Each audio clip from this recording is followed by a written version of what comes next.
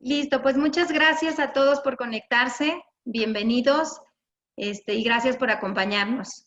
En esta ocasión tenemos como invitados a tres talentosos diseñadores mexicanos, Sebastián y Mauricio Lara y Emiliano Godoy. Estos diseñadores vieron nacer la marca Tecnotabla. Les comentaba, estos talentosos diseñadores vieron nacer la marca Tecnotabla y nos han acompañado siempre. Su participación en ProTIC es muy importante ya que nos ha permitido conocer y vincularnos con la industria creativa. Y su apoyo y orientación ha sido muy valiosa para el crecimiento de la marca.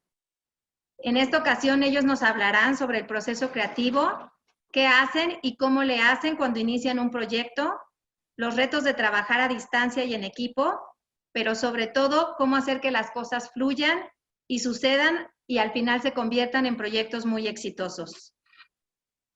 Durante el registro, algunos de ustedes nos hicieron llegar preguntas, todas muy interesantes y se los agradecemos mucho. Desafortunadamente no vamos a tener el tiempo de contestar todas, pero nuestros embajadores eligieron algunas y esas son las que vamos a poder contestar. Por otro lado, también tienen un módulo de preguntas y respuestas y durante la presentación pueden hacer sus preguntas y de igual manera pueden ir votando por las que les parezcan más interesantes. La forma de votar en el módulo es en la manita que tienen ahí, le aprietan y las 5 más votadas también nos harán el favor nuestros embajadores de responderlas. Les pedimos no utilizar el chat para que podamos mantener un solo canal de comunicación. Y pues les platico un poco sobre nuestros embajadores. Emiliano es un diseñador industrial mexicano que desde hace 20 años trabaja en proyectos de sustentabilidad aplicada, utilizando el diseño como una herramienta para generar cambios positivos en la sociedad y en el medio ambiente. Emiliano es maestro en diseño industrial por el Pratt Institute de Nueva York y licenciado en diseño industrial por la Universidad Iberoamericana en México. Dirige el estudio de diseño que lleva su nombre, donde desarrolla tanto productos de consumo como proyectos de interiores, arquitectura, intervenciones urbanas y de exposiciones. Por otro lado, Mauricio y Sebastián son socios fundadores del estudio Lara Hermanos. Mauricio y Sebastián son diseñadores industriales por la Universidad Autónoma de Guadalajara. Son un claro ejemplo del diseño mexicano actual, con más de 27 años de experiencia profesional. Se han posicionado como uno de los diseñadores más importantes y reconocidos en México. Aunque son diseñadores industriales, sus actividades profesionales se caracterizan por ser multidisciplinarias, realizando exitosamente proyectos integrales que abarcan desde el diseño de conceptos, objetos, mobiliario, espacios interiores y más.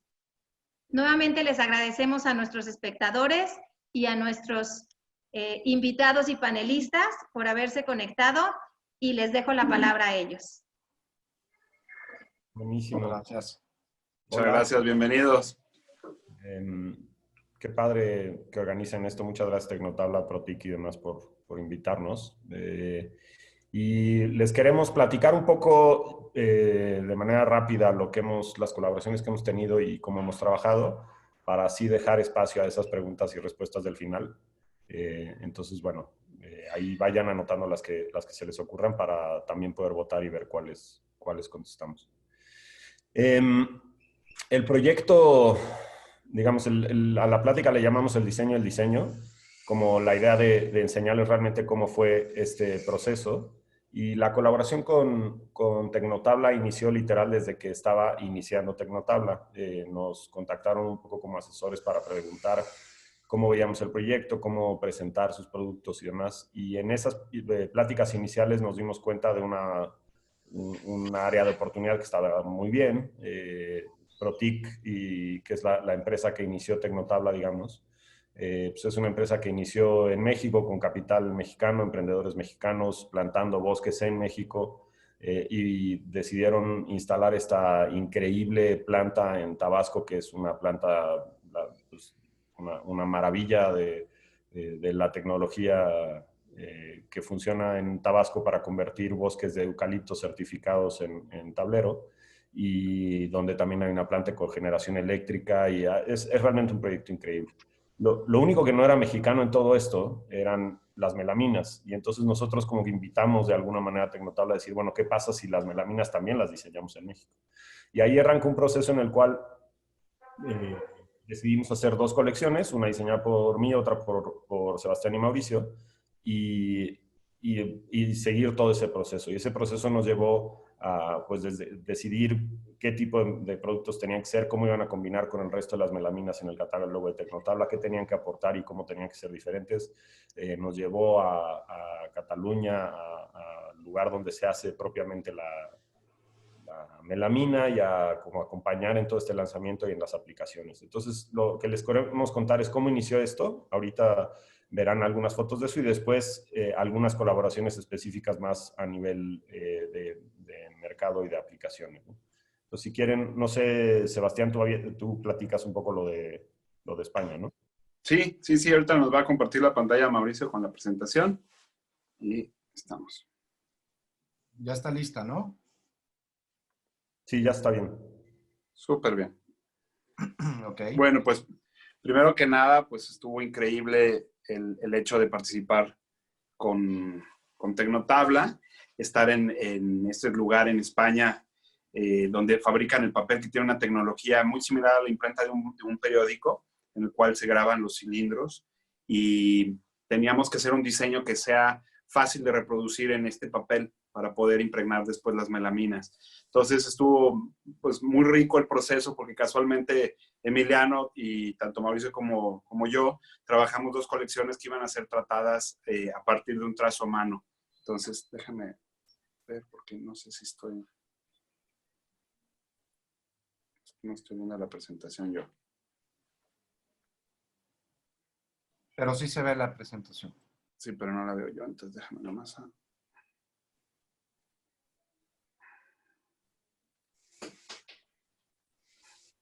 Ok.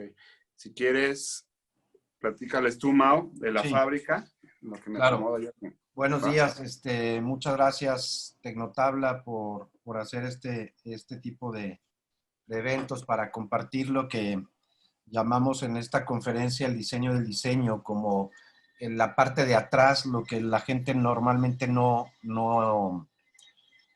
conoce, ¿no? Ves el resultado final, pero no conoces el proceso. Entonces, quisimos presentarles estas colaboraciones que hemos hecho, como ya decía Emiliano, con Tecnotabla, y vamos a empezar platicando de la experiencia de lo que significa diseñar un tablero de melamina o un patrón gráfico para la impresión de papel para impregnar en melamina y poder generar los tableros. Entonces, esto fue un viaje a España, a Cataluña, donde tuvimos la oportunidad de conocer el proceso, que es una cosa increíble, y llegamos allí con nuestras propuestas de diseño. Esta es diversa. Emiliano, platícanos qué pasó con esa. Pues de las propuestas que hicimos, la melamina que finalmente se acabó produciendo es esta que se llama Diversa, y la idea es un trazo a mano donde hay estos hexágonos todos diferentes, todos trazados a mano. No solo el gráfico cambia, sino que están todos hechos individualmente, dibujados individualmente. Ahí van a ver más adelante fotos de eso. Y la idea un poco de la melamina partía de tener este dibujo a mano en el que cada uno de esos hexágonos es como una analogía de un individuo que tiene sus particularidades y que es diferente y que tiene sus imperfecciones, pero todos están como sobre esta base uniforme, y es como una analogía a una sociedad en donde si todos tenemos una igualdad de oportunidades y una igualdad de condiciones, podemos expresarnos en nuestra individualidad y podemos vivir con todas nuestras imperfecciones en armonía dentro de eso. Entonces era como una analogía a esto, y por eso se llama Diversa, por la diversidad que hay en cada uno de estos. Y bueno, el proceso ahí se ve un poco. La verdad es que fue muy interesante entender pues hasta dónde había que dibujar para realmente hacerlo único, y yo creo que me clavé un poco en la textura y después ya me regañaban Sebastián y Mauricio, pero... Un poquito. Estábamos en la planta ahí a pie de imprenta, y Emiliano estaba trazando, así como lo vieron en la foto. Pasaban 2, 3, 4 horas y seguía trazando. Emiliano, yo creo que ya no vas a tener que trazarle más. No. Es que si esto lo clonan, se va a ver como ya un poco no tan orgánico. Entonces, pero tuvo que dibujar un megapatrón para que eso, a la hora de hacer el tiling, no se vea el rapport, no se vea la repetición clara, y la verdad es que lo logró increíble, y sí fue una experiencia muy chistosa, que estábamos ya pues, todos esperando, ya cotorreábamos, ya echamos un cafecito muy rico, y Emiliano seguía como plotter haciendo estos hexágonos que quedaron increíbles. Pero los reto a que encuentren el patrón, a ver si... No, sí, está muy difícil. Yo no lo encontré. No, es que justo eso es algo que la gente no conoce. O sea, cuando ves un patrón, en este caso, cuando ves, no sé, diversa, lo interesante es cómo a partir de ese trazo a mano se generan todo lo que en España le decían el rapport, ¿no? O sea, como que eran muy, muy exigentes de que no queremos que se vea el rapport, y eso es que no se vea esta repetición, sino que tú veas el tablero y no puedas identificar dónde empieza, dónde termina, porque precisamente eso es lo que hace que la melamina sea mucho más utilizable, que sea, o sea, que no tengas que cortar específicamente en algún lado. Entonces sí tenía su base de hexágonos y luego a manita cada uno de ellos, ¿no? Y aquí es la parte en la que nosotros empezamos igualmente a trazar, tenemos una idea de este concepto de PIX, que viene de Pixel. En el estudio siempre trabajamos a partir de un concepto, y en este caso el concepto era como reflexionar un poco que las melaminas o la parte comercial de las melaminas en el mundo normalmente son repeticiones de maderas, de diferentes tipos de madera, y nosotros quisimos pues profundizar un poco más en el tema de la madera para llevarlo a un gráfico. Entonces buscamos imágenes al microscopio de la madera vista al microscopio, y como en todas las materias primas vemos los átomos o vemos las moléculas, y en este caso PIX hace esta analogía de las moléculas de la madera. Entonces teníamos este patrón de puntos que después fueron trazados a mano, y en el proceso súper interesante de lo del escaneo, platícanos, Sebastián, de esta parte. Sí, es que en realidad, volviendo al tema de la imprenta tipo como la de un periódico, es que si tú te acercas vas a ver muchos huecos, falta de tinta. Entonces, las plastas sólidas, si tú las ves ahí con una lupa o un cuentahilos como lo tenían ahí, pues vas a ver muchos orificios. Entonces, nosotros quisimos hacer de esa imperfección una virtud para nuestro tablero. Entonces, por eso ese trazo tiene de repente más saturadas las líneas, pero siempre se ven huecos, que son los mismos huecos que tenía que dar el rodillo en la impresión, y que pues no los podíamos ocultar, simplemente teníamos que vivir con eso. Entonces trazamos esos círculos, luego se escanearon a partir de esos papeles son los que se usan precisamente para impregnar las melaminas, esos son los papeles que se imprimen, entonces los trazamos ahí, se fueron escaneando, y después ya con esos escogimos como los más representativos los círculos, y tuvimos que ir ahí, fui clonando también con la tableta ahí, también a pie de máquina en la computadora de ellos, ciertos píxeles de los que hicimos, para acomodarlos al patrón y ver si iba a funcionar, porque teníamos que acabar un grabado de un patrón para que pudiéramos, antes de regresarnos, darle el visto bueno. Al final no alcanzaron a grabar el cilindro, pero sí quedó tal como lo queríamos hacer. Esta era otra opción que querías hacer, ¿no, Emiliano? Una opción de melamina muy, muy interesante de Emiliano, que buscabas este tema del blur, que vamos acá. es una maravilla. O sea, platícanos de esta, porque sí tiene un reto muy, muy, muy interesante. Pues sí, había como varias opciones. Esta es otra que no llegamos a desarrollar. O sea, digamos, las dos que se produjeron finalmente no son los únicos experimentos por los que pasamos. Claro. Y algunos de ellos se quedaron literal listos. Hay que ver más por un tema de inversión si son cosas que eventualmente van a salir o no. Pero es una cosa que también se ve ahí. Estamos seleccionando colores, y si le pasa a la siguiente, Mau, ahí hay unas opciones de color de las mismas melaminas.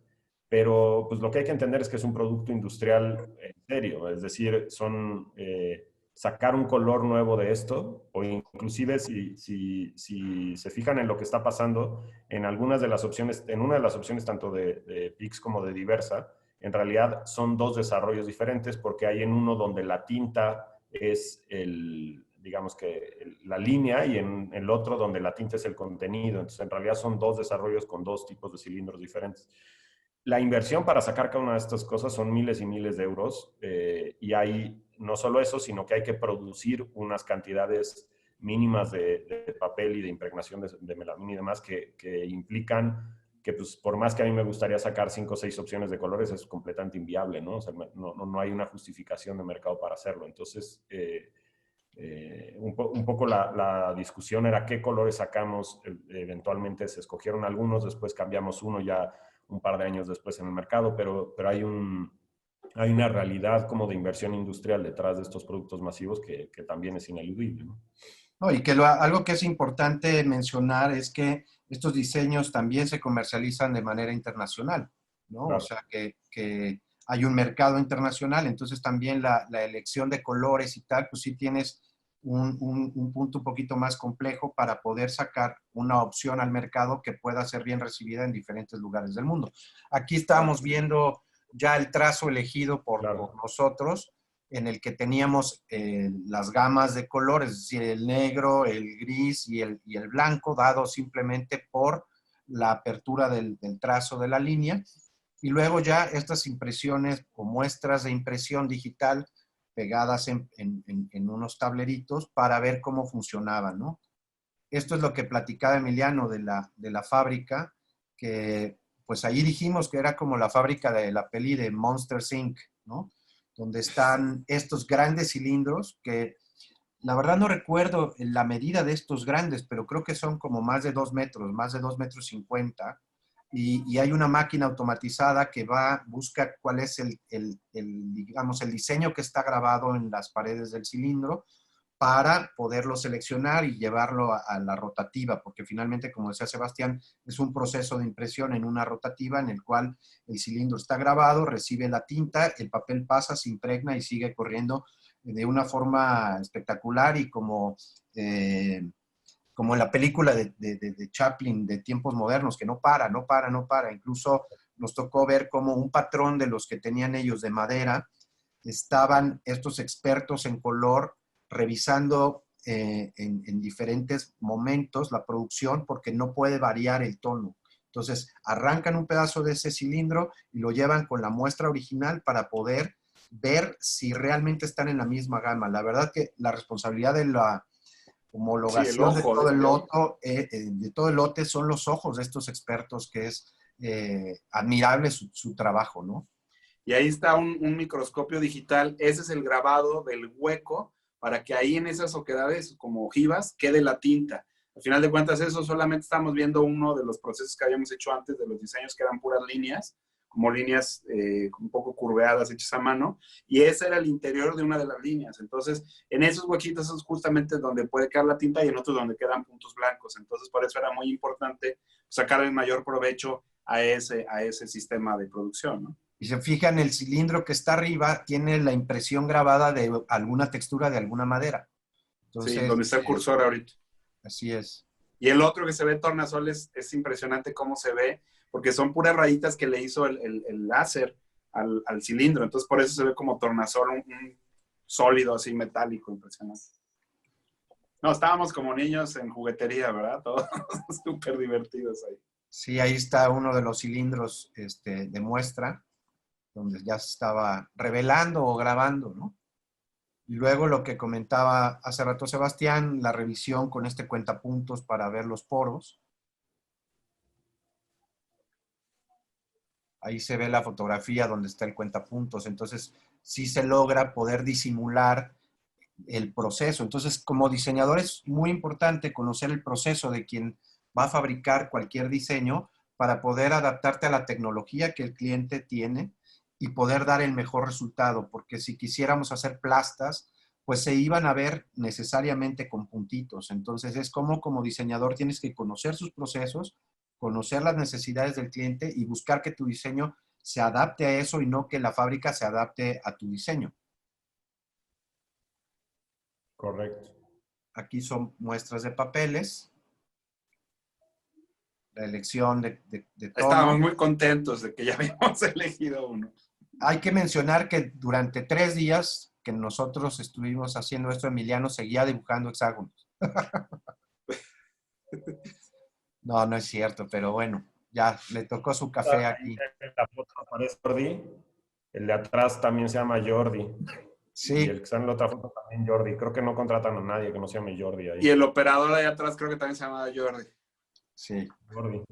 O digámosle Jordi, no pasa nada. Esto ya es el tablero, ¿no, Emiliano? Finalmente. Sí, aquí se ve justo, bueno, una parte del tablero, ¿no? Claro. Es un acercamiento, pero entre estas, si se fijan, el color saturado es el amarillo sobre un fondo blanco neutro, y en las siguientes, si avanzas, Mau, verás que ahí es al revés. El color del papel en realidad es el trazo, y el color que se imprime, la plasta que se imprime es el verde, ¿no? Así es. En realidad son dos rodillos diferentes, ¿no? Y Sí, es pasa lo como mismo. revelar el rodillo positivo y el negativo, ¿no? Y Exacto, miles de euros de diferencia cada rodillo. claro. Y Este es pasa lo mismo el patrón del Pix. Este al final no salió en la colección, quedó como parte porque se decidió que fuera más bien en el Más negativo neutro. para hacerlo mucho más neutro. Y Y en el esta blanco. propuesta el Pix blanco, ¿no? Ujú. Que ese se ha vendido muy bien, la verdad, está muy padre. De repente vas a ti te tocó ir a un hotel, ¿no? Y que todo estaba con Pix, Emiliano. ¿Dónde nos mandaste la foto? Hace poquito un hotel, pero estaban todas las melaminas casi que compraron el catálogo completo de Tecnotablo. Qué padre. Qué Qué chido. buena onda. Esto platícanos, Emiliano. Pues digo, estas son aplicaciones, en realidad estas, inclusive el patrón está fuera de escala porque eran parte de la propuesta inicial, no eran, no son cosas editadas en la computadora, no son reales. Más adelante aparecen otras también que están un poco fuera de escala, pero eran parte de la exploración. Y la última imagen que van a ver, que es como una casita, ahí sí ya está todo en la escala correcta, que de hecho es una de las imágenes de promoción del producto, ¿no? Por ejemplo, esta credencia la diseñaste tú y aplicaste los tableros Exacto. Pix blanco, ¿no? Este sí es un mueble, ¿no? Ese sí es un mueble literal. Y estas son estas posibles aplicaciones en el tema contract, ¿no? Previas al desarrollo, que Y ahí eso está fuera de fue escala, muy mucho más interesante. Es interesante pensar que no solo para el mobiliario puedes utilizar este tipo de propuestas gráficas, sino que pueden adaptarse al tema de decoración. Aquí está la aplicación de Pix y aquí está la aplicación en mobiliario y en paneles. decoración de paneles, ¿no? Sí. Y bueno, aquí les vamos a platicar de estos ejercicios que hemos hecho en colaboración y a distancia, incluso previo al COVID, ¿verdad? Que Sí, hemos pre-COVID se trabajado, llama. trabajos pre-COVID, en el sentido de que lo hemos desarrollado siempre en conjunto, en colaboración y a distancia con Emiliano. Entonces, esta es una de las piezas que desarrollamos para Tecnotabla en una presentación especial en un lanzamiento en Guadalajara, en donde nos solicitaron utilizar las melaminas que habíamos diseñado, las que ya mencionamos, para desarrollar una pieza, una instalación, un tema un poquito más escultural, donde se demuestre que no solo estos tableros pueden ser utilizados para el tema del mobiliario, sino que pueden ser aplicados de diferentes formas. Entonces, en ese sentido, nuevamente con el tema del concepto, la pieza se llama Trayecto y lo que habla es como esta analogía de lo que en un principio comentó Emiliano, de la empresa que trabaja el desarrollo del MDF a partir desde la siembra de los eucaliptos, ¿no? O sea, desde tener los pequeños arbolitos hasta crecerlos, cuidarlos, mantenerlos, triturarlos y generar en esta impresionante planta el MDF. Entonces es todo un trayecto que lleva la materia prima y por eso tomamos este nombre. Ahora, también es interesante que fuimos a conocer la planta de Tecnotabla, como decía Emiliano, fue increíble desde estar ahí en los sembradíos, nos tocó estar justamente en los sembradíos con la COA, sembrando estos eucaliptos pequeñitos. Casualmente, pues aprendimos de temas de clonación, tienen todos los esquejes y cómo los van clonando y van reproduciendo, y luego el ingeniero que tienen ahí es un fregonazo, es muy bueno, y casualmente es un fan de Star Wars, entonces todos los clones, los sembradíos tienen nombres de cosas de Star Wars. Este es el Luke Skywalker, este es el, no sé, R2-D2 o La Venganza de los Clones. Entonces es muy interesante porque también los árboles tenían ya su nombre, todo, bueno, el bloque de árboles que se iban a triturar.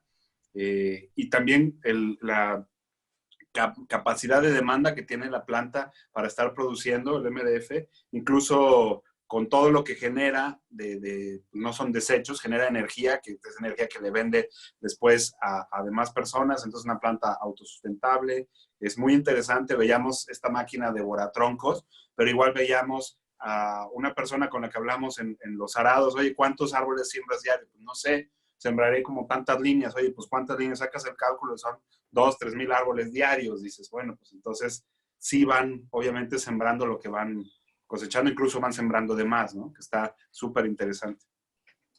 Y bueno, en este asunto de cómo trabajar a distancia y cómo trabajar una idea, pues fuimos planteando cómo hacíamos este túnel o este trayecto, cómo podríamos representarlo. Y bueno, esta es la idea que al final se desarrolló, pero hubo varios, como en todo, siempre hay bocetos previos. Entonces hablábamos de nuevamente pensar en que si ambas melaminas habían sido trazadas a mano, que el recorte que tuvieran los tableros pudiera ser llevado a un trazo de corte a partir de un trazo manual. Entonces, fuimos estudiándolo, fuimos revisándolo y bueno, ahorita vamos a ver, para que vean el proceso de diseño a distancia, cómo lo trabajamos, ¿no? Adri ahí nos va a poner un videito.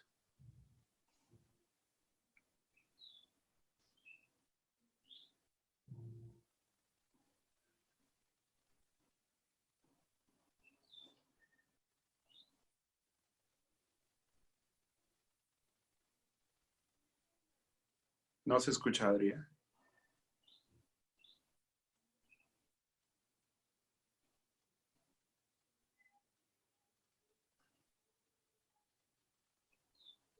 Si no, no se escucha.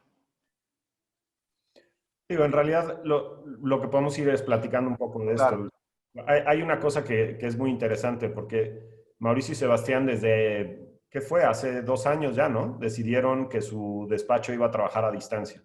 Es Claro. decir, antes del COVID y antes de todo, Mauricio y Sebastián ya trabajan cada quien en un espacio diferente. Sus colaboradores también están en sus casas o en sus oficinas en otros lugares y todo lo hacen a distancia. Es Así decir, ellos inclusive estando en la misma ciudad se ven mucho menos, ¿no? O sea, o se ven por cuestiones sociales, pero no por trabajo.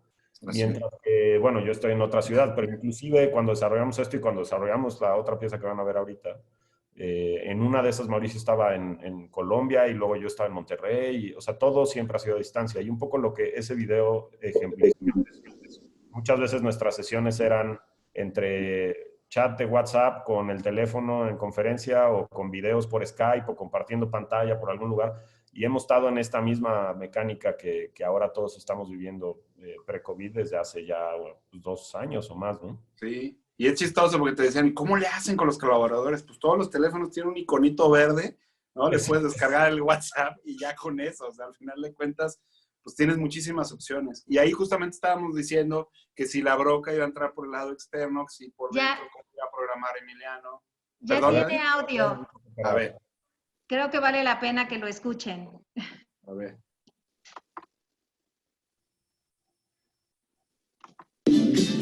Yo, carnales, ¿cómo están? Miren, pues así que este ya está en Ilustrador. Este de aquí es digamos, el trazo exterior. Y ya tú, Emiliano, sabes si es de adjudicarlo al tablero que va a quedar por fuera. Este de aquí lo damos por dentro y así vamos dando como los offsets. O esto pretendemos que vaya una línea interna y que vaya a ser como un routeado, un grabado. Pero bueno, ya se puede trabajar así. No está tan pesado, no tiene tanto vector, también para que no haga tan tardado el corte. Yo creo que así pueden jalar muy bien.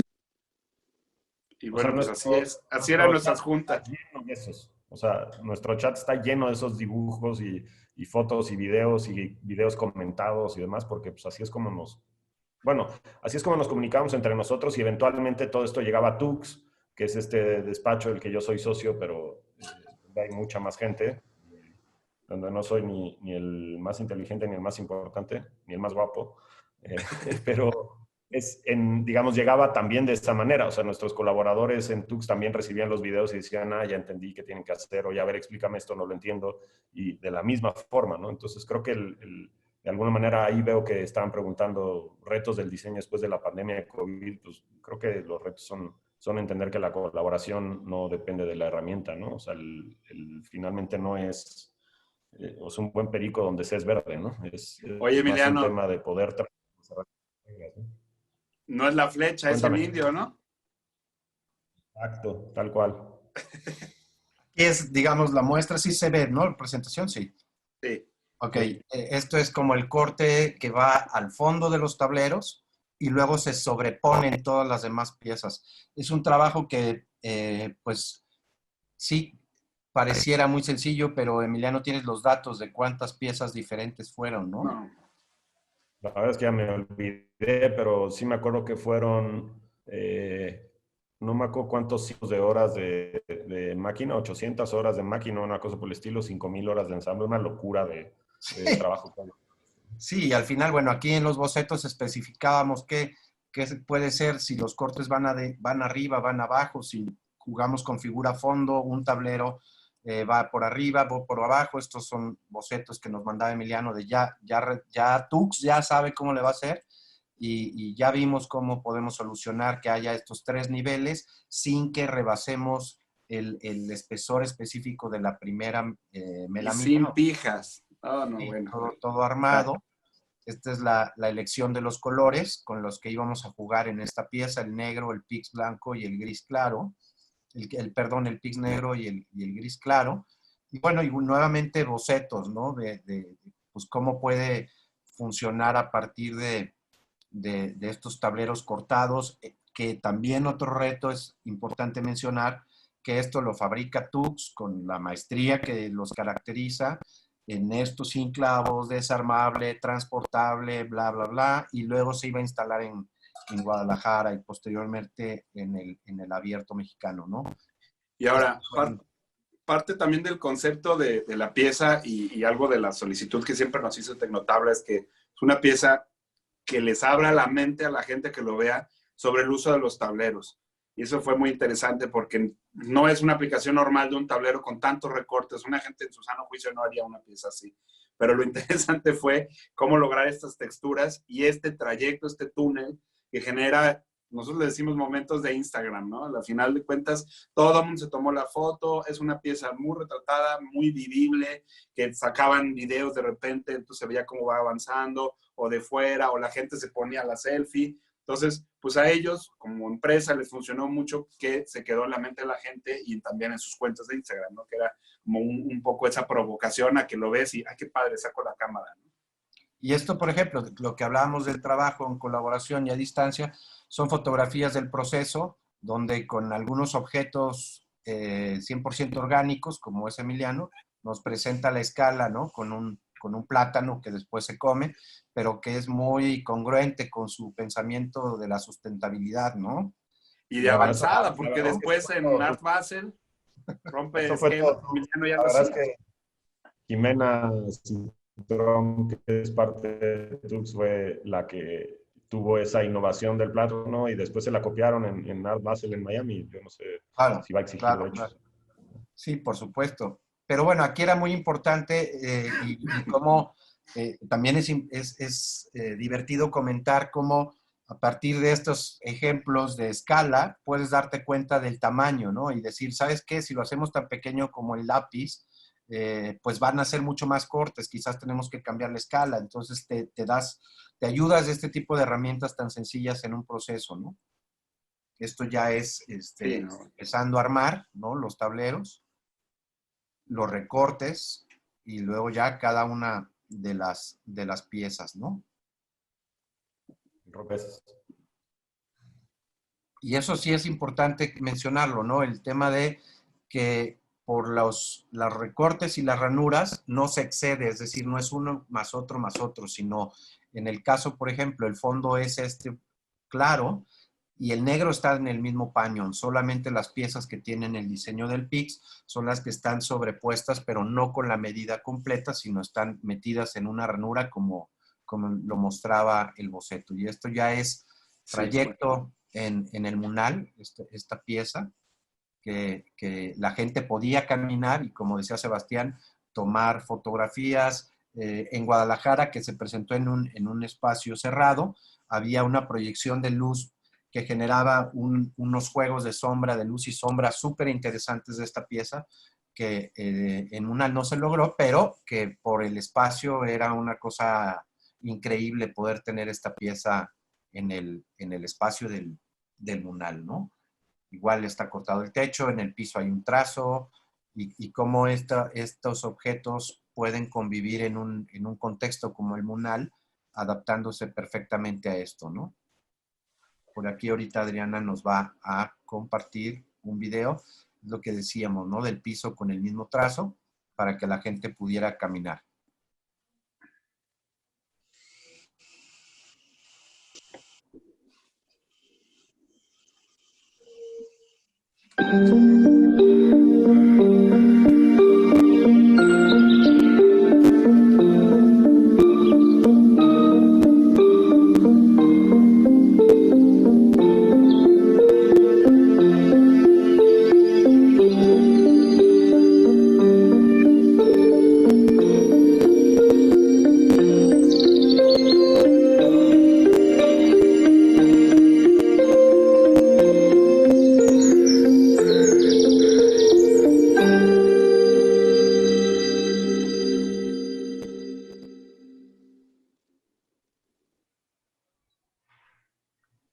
Oigan, creo que tenemos como 5 minutos para terminar la siguiente, para sí tener tiempo de preguntas, ¿no?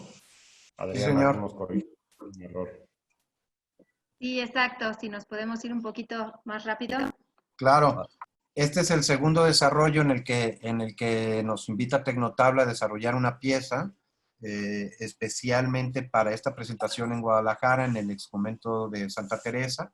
Y entonces, como en este ejercicio, nuevamente a distancia, que es lo que comentaba Emiliano, yo estando en Colombia, Sebastián en Guadalajara, Emiliano en una conferencia en Monterrey, luego en Ciudad de México, pensando en cómo podemos generar una pieza, en un principio las ideas en las que queríamos deformaciones de perspectiva o estas figuras, y luego ya adaptando una especie de escenario, siempre pensando en que pudiera nuevamente ser desarmable, transportable y que pudiera llevarse a otros sitios. Este es el contexto del edificio, que es lo que después nos llevó a reflexionar sobre el tema del arco, y aquí ya pues arrancamos directamente a trabajar estos sistemas desarmables de cortes en forma de arco. Sí, la idea era, pues, en ese espacio tan bello que presentaba el edificio, cómo podíamos hablar el mismo lenguaje y a partir de eso construir una pieza que se viera, pues, en cierto punto hasta temporal, ¿no? Una escultura que no sabes, cuando lo veía la gente decía, es que se ve como delgadito o es muy ancho, como pierdes la escala por completo. Es un espacio que queríamos que pudieras entrar al lugar a partir de cruzar por esta escultura, y tienen unas vistas súper interesantes que de repente todos los arcos se juntan, o si lo ves desde abajo hacia arriba genera unas X. Entonces fue muy interesante, además, aplicar un material que acaba de sacar Tecnotabla, que era como un mármol, como tipo Carrara, una cosa así, que pues que hacía la referencia a los edificios antiguos y clásicos. Aquí igual nuevamente la evaluación de cómo puede ser desarmable estos sistemas para poderlo detener, y nuevamente la maestría de Tux en el desarrollo de los elementos, ¿no? Esta es la instalación en Guadalajara.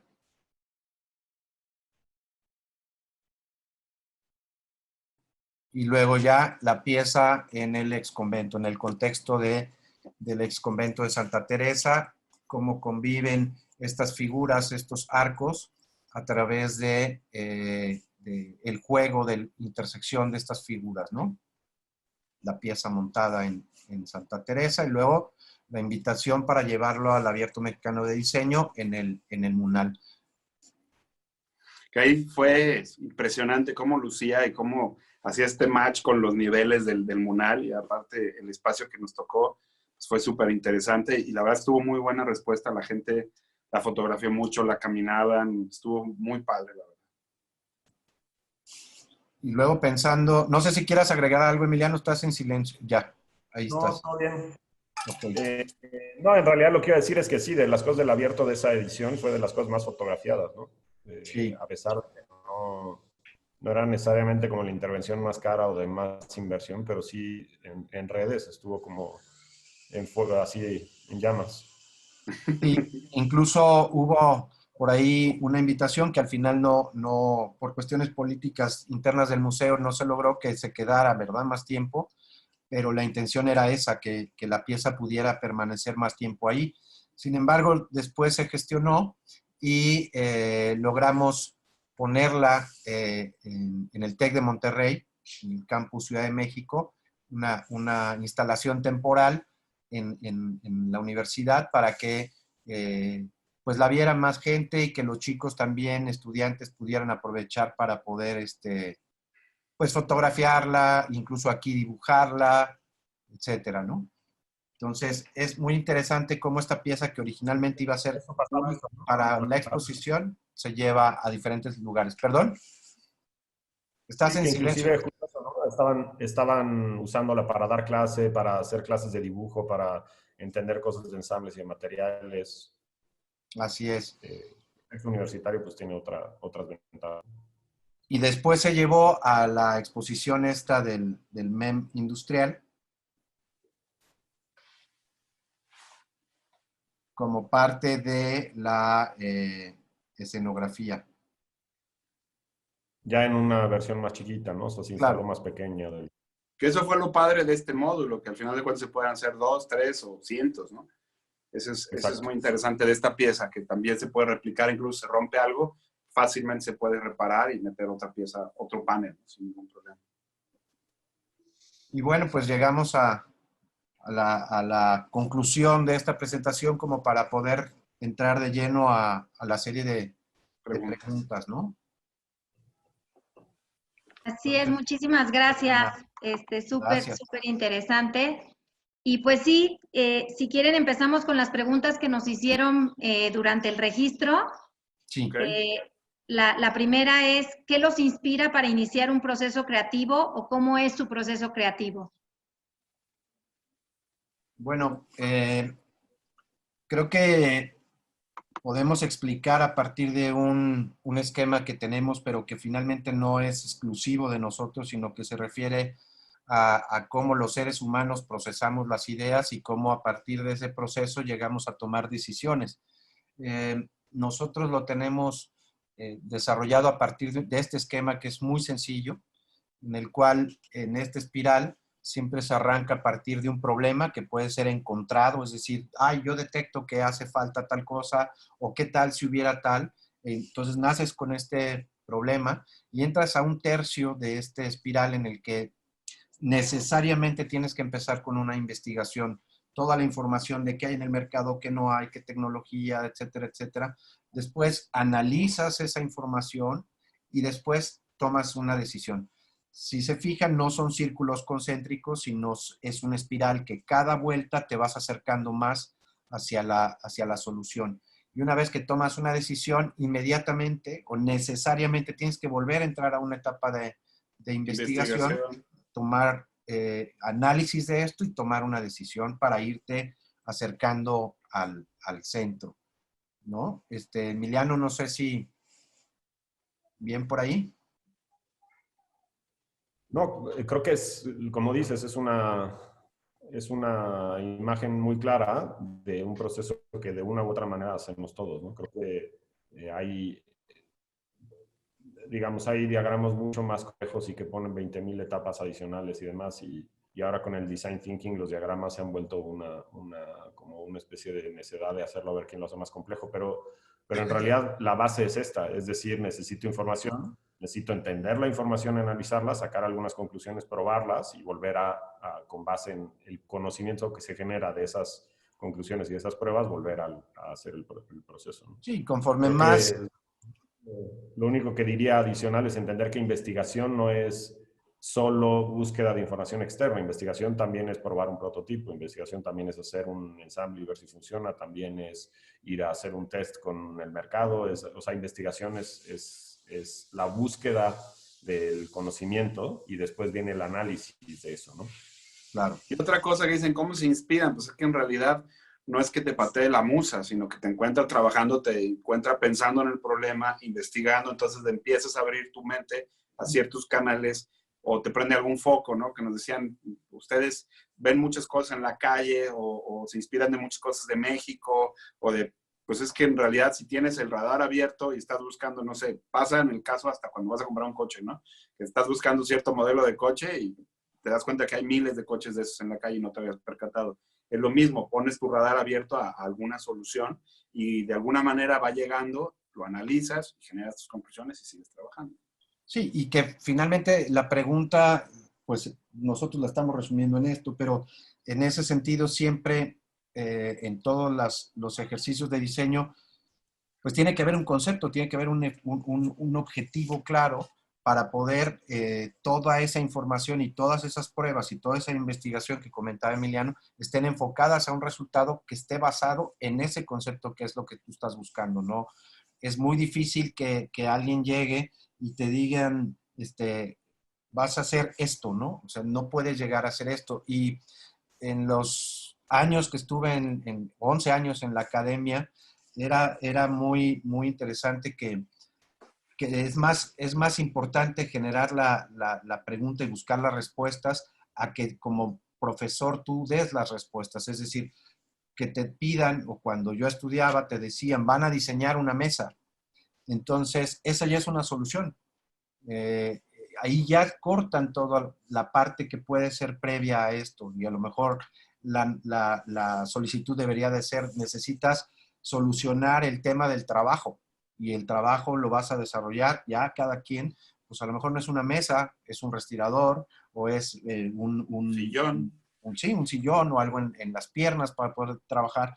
Pero entonces, cuando ya pones el objetivo tan claro como una mesa, estás dando la solución a ese problema. Entonces, pues bueno, creo que el concepto es básico y con este esquema se ejemplifica muy claro de una forma súper sencilla y sintética cómo puede ser el proceso y cómo es el proceso necesario para llegar a una solución, no solo de diseño, sino del pensamiento del ser humano. Entonces, Adriana, no sé si haya otra pregunta. Sí, claro. La siguiente es, ¿qué hacen en cuanto a actividad, ocio, etcétera, para mantenerse actualizados e inspirados y cómo se refleja en sus procesos creativos? Pues bueno, en mi caso, a mí me funciona mucho y lo empecé a hacer hace ya como casi 3 años, el hecho de caminar todos los días sin rumbo por la ciudad con esta mente totalmente abierta a descubrir y poner atención en las pequeñas cosas que la misma calle te va brindando. Entonces, no quiere decir que el ver árboles o ver raíces o degustar amarres de cables, que hay muchísimos y que los valoramos muchísimo en este proyecto que tengo de caminar, pero no es que ahí llegue el diseño, sino que te distrae y tu mente se empieza a llenar de estas pequeñas cosas y a mí en lo personal así me funciona. A mí, yo tengo un proyecto con Pati, mi esposa, que se llama Albaluz, que es una tienda de estudio de diseño, y empezamos un proyecto hace también como tres años de YouTube, hacer un canal de YouTube en el cual compartir conocimiento, compartir elementos que a nosotros nos han funcionado y nos hubiera gustado saber. Yo siempre he pensado que el conocimiento es como la fruta. Si no la compartes, pues se echa a perder, ¿no? Entonces, siempre hay que, de alguna manera, pues, permear lo que sabemos y hacerlo de manera interesante. Y vimos también ahí que hay un nicho interesante con el tema del canal de YouTube y pues es una friega porque pues con 2 niños, entonces hasta que se duermen, nuestros ratos de ocio son de 12 de la noche a 5 de la mañana, ¿verdad? Entonces está un poco complicado y desgastante, pero está bien chido, ¿verdad? ¿Tú, Emiliano? Creo que compartiría, creo que hay que tener fuentes muy diversas de información y como de inspiración o de búsqueda y de conocimiento, porque yo creo que el diseño es como la música o es como el arte en el sentido de que la música más aburrida es la música que está inspirada solo en música, ¿no? O sea, el rock más aburrido es el que solo es otro rock, ¿no? O sea, la música más interesante es la que está vinculada al cine o está vinculada a la danza o está vinculada a otras cosas que pasan. O sea, cuando ves no sé, un video de Daft Punk donde hay una coreografía espectacular con claramente un diseño de vestuario espectacular, o cuando ves a una obra de arte donde la música forma parte de ese proceso creativo. O sea, el hecho de que te alimentas de muchos lugares es mucho más interesante. Entonces, yo lo que diría es, hay una parte que sí tenemos que estar conscientes de qué está pasando y estudiando de diseño y demás, pero es solo una parte y probablemente es una parte pequeña, ¿no? Una Claro. parte importante es probablemente esa inspiración o esa diferenciación o esa innovación va a venir de cocina o va a venir o va a venir de arte o de música o de danza o de jugar con niños o de la jardinería o de cultivar hortalizas, de cualquier otro, ¿no? Entonces yo creo que va un poco por ahí. Yo muchas veces los grandes momentos de decir, esto está increíble, vienen de estar cocinando en mi casa o haciendo literal jardinería o haciendo otra cosa, ¿no? Creo que las fuentes de inspiración que vienen solo del diseño va a ser, muy probablemente van a dar como resultado que vas a hacer algo que ya existe, solo que lo vas a hacer después, ¿no? Claro. Y hay que tener cuidado con eso, ¿no? Yo les decía a mis alumnos que el diseño no solo se trata de diseño, o sea, el diseño no es eso. O sea, creo que el diseño es justo la parte que estás comentando, ¿no? Es en donde se empiezan a gestar las ideas y se empieza a llenar de información tu disco duro para después procesarlo con un objetivo de diseño, pero cómo te nutres, eso no tiene nada que ver y coincido contigo, tal cual. Hay un libro muy Otra pregunta. interesante. Perdón. Hay un libro muy interesante que se llama Arroba como un artista y es de Austin Kleon y hace muchos ejercicios de creatividad muy simpáticos, como date un baño caliente durante 20 minutos, sal y apunta lo que sentiste. O siéntate en un café, escucha las pláticas y solamente escribe todo lo que puedes y a partir de eso genera un escrito. O no sé, pone puros círculos, ¿no? O puros triángulos. ¿Qué son? Entonces tú puedes decir que ese triángulo es una carretera en perspectiva. Ese triángulo es una abducción de un ovni. Ese triángulo, y así te puedes seguir. Entonces es como estarle sacando punta a la creatividad con un pequeño manual. Entonces está muy interesante, la verdad. Muy bien, muchas gracias.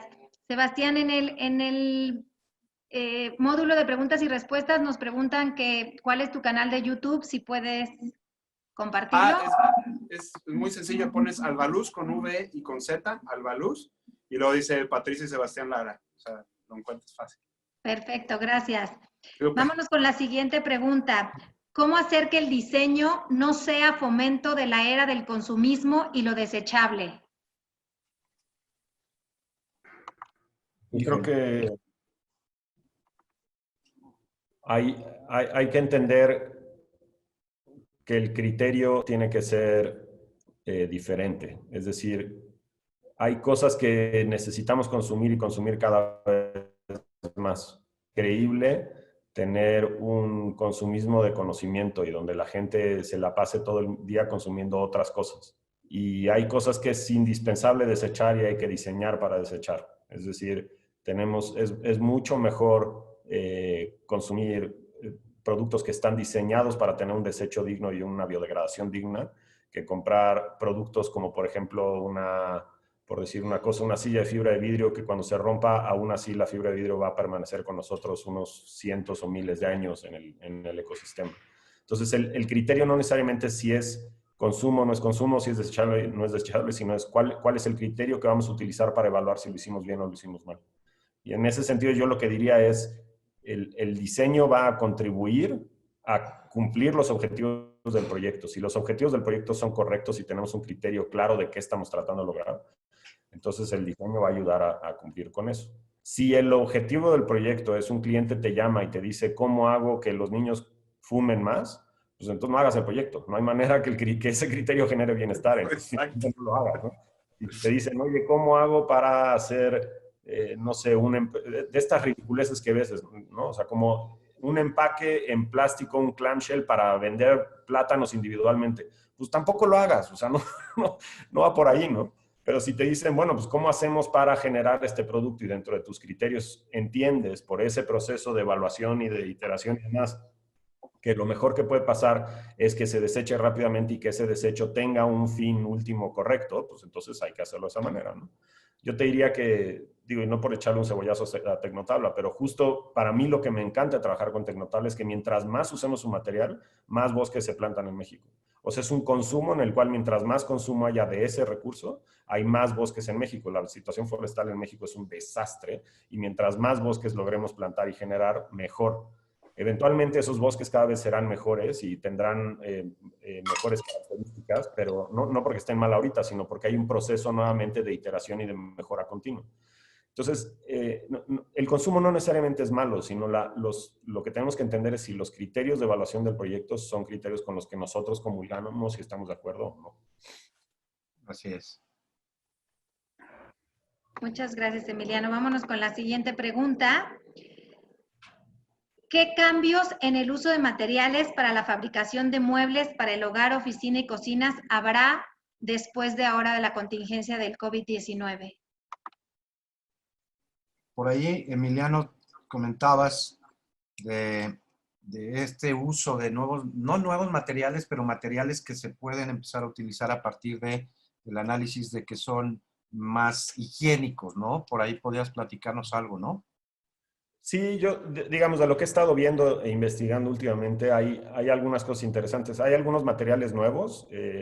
Por ejemplo, en la convención de Comex de enero vi, que no sé si ya salió al mercado, salió este verano, no sé si se haya cumplido con lo del COVID el calendario, ¿no? Pero tenían una pintura antibacterial pensada justo, por ejemplo, para hospitales y demás, en donde la pintura, cualquier microorganismo que caía en la superficie moría por las características químicas de la pintura, ¿no?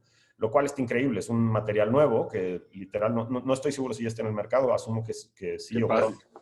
Y que era para eso, ¿no? O sea, es un desarrollo nuevo para eso. Pero luego hay otros pues, mucho más viejos, ¿no? Como este uso del cobre o del bronce que en ciertas condiciones también tienen propiedades antibacteriales y antivirales. Entonces creo que nuevamente es un tema de criterio, ¿no? Cuando platicaba con los de Comex me decían, yo les decía, no, bueno, está increíble, vamos a ponerlo en todos los aeropuertos y bla, bla, bla. Y me decían, sí, pero nuevamente, ¿cuál es el criterio? Por ejemplo, en las escuelas, en los kinders, no hay que ponerlo porque justo en esos ambientes es bueno que haya una transmisión de microbios, ¿no? Entonces, nuevamente es cómo lo evalúas, ¿no? O sea, ¿cuál es tu criterio de evaluación y en dónde vas a aplicar estas cosas? Sí, tal cual. Muchas gracias. De hecho, pues comentándoles, nosotros también en Tecnotabla estamos evaluando justamente el desarrollar nuevos productos que tengan características especiales justamente y que solventen o que puedan responder a algunas necesidades que tenemos ahora ya de limpieza, de antibacterial, de este tipo de cosas, ¿no? Necesidades que surgieron precisamente por esta pandemia y estamos viendo de qué manera podemos nosotros contribuir a esto como en desarrollo de nuevos productos. Vámonos con la siguiente. ¿Cómo se trabaja a distancia? Híjole, creo que... Pues yo creo que ya se contestó un poco la pregunta. ¿No? O sea, Sí, pero claro. bueno, finalmente creo que una de las bases es que cada uno de los participantes en el proyecto tengan muy clara la responsabilidad que están jugando en ese equipo y que en ese sentido sean muy juiciosos de lo que a cada quien le toca, en horarios, en tiempos y tal. Creo que el trabajo a distancia, como ya lo comentábamos, no es un impedimento para el desarrollo de proyectos, es una forma de trabajar y no me gusta esto de nuevo, porque realmente no es nuevo. Hay muchas personas que lo han hecho previo al COVID, pero yo creo que cómo se trabaja, pues es simplemente siendo muy responsables. Y yo he leído algunos artículos últimamente que la productividad de muchas empresas ha subido, ¿no? No obstante, la gente está en su casa. Y entonces hay gente que está trabajando de manera mucho más productiva, porque además se ahorran todos los trayectos a las oficinas, el tiempo perdido, la falta de productividad por los trayectos. Entonces creo que se trabaja desde mi perspectiva muy bien, ¿no? Muy eficiente. Yo lo único que agregaría a eso es que creo que tenemos que estar a cosas, ¿no? O sea, hay características nuevas y hay circunstancias nuevas a las que tenemos que atender. Por ejemplo, una reunión de 10 para solucionar un problema en vivo es una cosa que puede ser muy útil y muy productiva. 3 horas con 10 personas en una videoconferencia es un martirio y no va a llegar a ningún lugar. Entonces hay que entender que tenemos que modificar esas cosas, ¿no? O sea, claro, tenemos que entender qué está funcionando, qué no está funcionando y por este mismo proceso de ir probando prueba y error, pues tenemos que llegar a nuevas estrategias, ¿no? No van a ser las mismas estrategias, no van a ser las mismas herramientas, pero si, como dice Mauricio, tienes claros los objetivos y lo que aporta cada quien, pues entenderás que quizá antes una persona aportaba de esta forma y ahora aporta de esta otra forma, pero el valor que genera es el mismo. Claro. Muy bien. Muy bien, pues la última de las preguntas previas. ¿Por qué en México a la madera no se le da la importancia o la relevancia que tiene en otros países en temas de diseño y construcción? En México siguen diseñando y construyendo en base a productos poco o nada sustentables. Uy, pues está muy complicada, pero en realidad yo creo que, y es a título personal, es que no había las opciones o no hay tantas opciones que la gente conozca de elementos sustentables. Por eso, de nuevo, el cebollazo Tecnotabla, de tener un producto a la mano increíble, con buenos diseños, buena durabilidad, sustentable, que lo puedes usar y echar mano de eso. Entonces, pues más bien es como meterte a investigar qué productos son los que realmente cumplen esas normas, porque digo, ahorita si nos vamos con los productores de muebles de Ocoplan, pues seguramente el MDF que usan y producen ahí es incluso hasta cancerígeno por los adhesivos que usan y al final es muy barato, ¿no? Y es el que tú compras la cuna para tu hijo, imagínate, ¿no? De todo lo que va a estar inhalando los primeros años de su vida y es la cuna que te costó 2 pesos y que la vas a tirar. Entonces, pues uno es desconocimiento del diseñador a la hora de usar los productos y otro también es de la gente que está comprando, que no le da, a partir de la etiqueta no se sigue, ¿no? A ver, este es sustentable, esto de dónde vino, qué tipo de fábrica lo hizo, ¿sí? El tipo de, incluso cómo tratan a los empleados. Entonces, todo yo creo que va de la mano y es una responsabilidad que debemos tener como diseñadores y como parte de la industria, los que estén generando mobiliario, los compradores también tienen que estar informados. Y bueno, también por ahí hay algunas, pues, ¿qué será? Como propuestas, ¿te acuerdas de American Hardwood? Que es una empresa que tiene bosques sustentables en Estados Unidos y quería que los diseñadores, y eso lo hizo hace 12 años, 2007, 13 años, en 2007, un concurso de uso de madera sólida para que los diseñadores empecemos a usar madera sólida de bosques sustentables y fue muy bueno, la verdad la opción y pues, la idea de meter en la mente de los diseñadores madera sólida en ese momento histórico no estaba tan arraigada y ahorita pues poco a poco se está empezando a usar más. Yo también creo que platicábamos del desastre agroforestal, ¿no? Que tiene el país. Entonces, ¿por qué no se usa tanto madera? Pues porque en el tema forestal hay un déficit cañón en el país y son pocas las empresas, digo, Protic con el tema de Teca, que nos ha platicado mucho Emiliano, cómo lo trabajan y cómo empezaron y tal.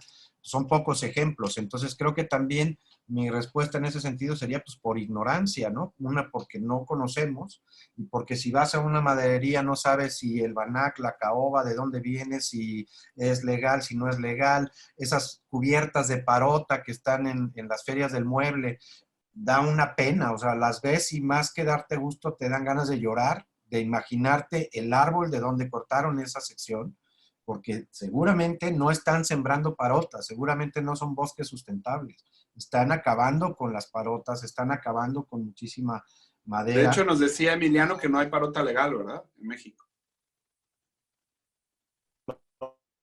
Legal sí hay, y hay algunos pocos bosques certificados. Creo que ese es todo el punto, o sea, justo lo que está mencionando Mau ahorita, o sea, hay una cosa muy importante, no porque sea madera es sustentable, de hecho en México durante muchos años, y sigue siendo el caso, si compras madera mexicana de la fuente incorrecta, estás haciendo un daño ecológico brutal, mientras que si la compras de una fuente correcta, estás dando a la generación de bosques. No es solo, no hay una receta, o sea, esa primera etapa en la espiral de investigación, esa es la que tiene que suceder, porque no hay una receta, no hay una lista de los 10 buenos materiales que puedes usar, ¿no? Yo recuerdo hace 15 años que todo el mundo hablaba del bambú, ¿no? Y era como, bueno, ya si estoy usando bambú, ya me compré la entrada al cielo. Y pues no, o sea, no es así, ¿no? Depende un poco de dónde vienen. En México tenemos unas maderas increíbles, en el sureste hay unas maderas espectaculares, pero que la gran mayoría, la inmensa mayoría de esas que se encuentran en el mercado vienen de talas ilegales, vienen de bosques que no están siendo cuidados, vienen de deforestación de la peor forma. Justo una cosa que está sucediendo con el COVID en todo el mundo, no solo en México, es que por las limitaciones que hay debido al COVID, hay mucho menos monitoreo forestal y hay más deforestación, ¿no? Entonces, una cosa que tenemos que entender es por qué no se usa tanta madera en México, es porque hemos acabado con nuestros bosques y porque hay poco conocimiento. Así es. Si nosotros usamos madera es porque, como tiene que ser con cualquier material, es porque ya investigamos de dónde viene y qué significa que yo lo use, ¿no? Hay algunos casos donde es más directo y es más fácil entenderlo, ¿no? Quizá el mármol, por ejemplo, ¿no? Sabes exactamente de qué montaña viene, el vendedor te dice de dónde viene ese material.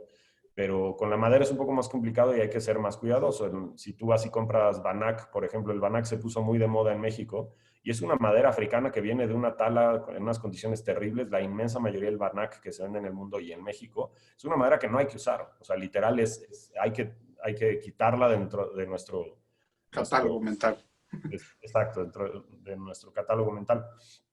Entonces, la madera lo que tenemos es que hacer es investigación, porque si la hacemos bien y escogemos bien, entonces vamos a estar usando un material que es renovable, que viene de bosques sustentables, que la gente que lo trabaja está bien, que está generando bienestar, que está generando biodiversidad, que además plantar bosques es claramente la estrategia más efectiva en secuestrar carbono y ayudar al cambio climático, es la que permite que llueva en el interior de los continentes. O sea, hay cualquier cantidad de beneficios. Solo hagamos la tarea de sí investigar qué estamos especificando, ¿no?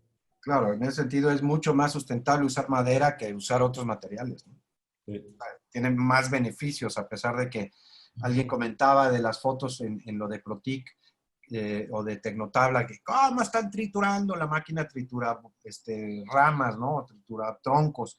Sí, nomás que ellos ya cuando trituraron tienen sembrados otros millones de árboles que están creciendo. Entonces, es un círculo que hay que hacer, ¿no? O sea, la naturaleza necesariamente tiene que aplicarse a este ciclo y entonces, mientras están haciendo unos, los otros están consumiendo para un objetivo muy claro, que son los tableros sustentables de MDF de eucalipto mexicano, que es una maravilla.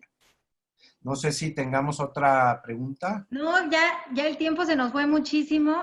Yo nomás quisiera agregar la importancia justamente de volvernos consumidores más responsables, ¿no? Porque platicábamos aquí de las empresas que deben de buscar esta sustentabilidad, del diseñador que debe de preocuparse por qué especifica, pero creo que es súper importante el papel del consumidor y que nosotros nos preguntemos cuando vamos a comprar algo, de dónde viene ese algo, qué tiene atrás el producto que estamos comprando, ¿no? Yo creo que también es bien importante. Y pues bueno, la verdad es que se nos fue el tiempo y podríamos pasarnos otra hora aquí preguntándoles. Desafortunadamente, pues ya pasamos de las 12. Queremos agradecerles a todos los que se conectaron y nos acompañaron.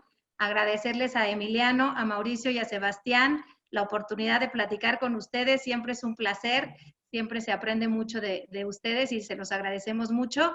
Y pues bueno, nada más recordarles que estén siguiéndonos en nuestras redes sociales para otros webinars que seguramente tendremos muy pronto. Y pues despedirnos y agradecer mucho. Adelante. Una cosa que varias de las preguntas que están aquí en el Q&A son cosas que creo que ustedes pueden contestar, son más específicas del producto. Ustedes van a mandar respuestas de esto, ¿no? Como para que sepa la gente que... Así es, nosotros nos quedamos con estas preguntas y generamos un documento y se los mandamos a todos aquellos que se registraron para que tengan las respuestas. Pues muchas gracias a todos los que se conectaron y a Tecnotabla nuevamente por ser un ejemplo de buenos mexicanos, buenos materiales y buenos amigos. Muchas gracias. Muchas gracias. Muchísimas gracias, de verdad, y saludos allá a todos los que se conectaron por ahí, vía Anaín, ahí a varios padres que estuvieron ahí pendientes. Muchas gracias. Recordarles que lo transmitimos en vivo en Facebook, entonces lo pueden volver a ver y lo vamos a subir a nuestro canal de YouTube para que tengan oportunidad de volverlo a ver. Padrísimo. Qué padre. Muchísimas gracias. Listo, gracias a todos. Hasta luego. Buen día.